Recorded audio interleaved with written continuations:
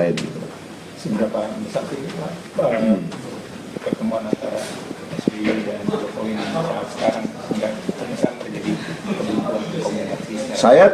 Kalau saya istilahnya itu menjadi konsultan presiden, harusnya presiden tuh hari-hari ketemu. Kan misalnya saya bilang, kenapa dengan Habib Rizik presiden nggak ketemu dari awal, ya kan?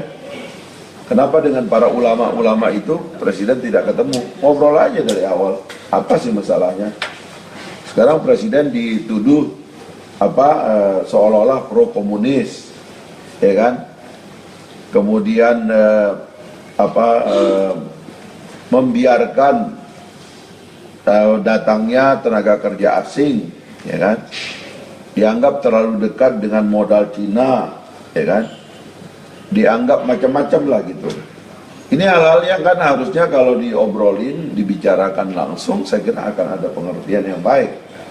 Malah ini dibiarkan jadi isu di bawah, bahkan sudah mulai menciptakan proksi-proksi kecil yang saling menghantam, ya. Seperti kasus ada demonstrasi yang disponsori oleh para tim sukses yang dapat jabatan di BUMN, kemudian menggeruduk rumah Pak SBY misalnya. Itu kan artinya ini dianggap jadi politik massa gitu. Seharusnya di masa itu udah nggak ada politik kecuali untuk kampanye 5 tahun sekali. Itu nanti baru ada politik. Setelah 5 tahun itu harusnya politik elit. Dan itu hanya mungkin terjadi kalau presiden mengelola, ya, dinamika elit ini. Ngobrol, cerita, ya. Misalnya ya, saya heran kok presiden membiarkan terus-menerus dicitrakan bahwa dia dekat dengan salah seorang kandidat gubernur di DKI, dan calon gubernur itu terus-menerus mencitrakan bahwa dia didukung oleh presiden dan dia satu-satunya yang didukung oleh presiden, dan antara dia dengan presiden itu satu paket gitu. Kan itu merugikan Pak Jokowi dan itu merugikan politik dan pengelolaan politik nasional.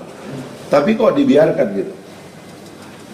Kenapa presiden tidak keluar dari paket itu lalu mengambil sesuatu yang lebih maslahat bagi seluruh masyarakat kita, ya, sehingga pengkotak-kotakan yang terjadi akibat politik di ibu kota ini nggak melebar kemana-mana.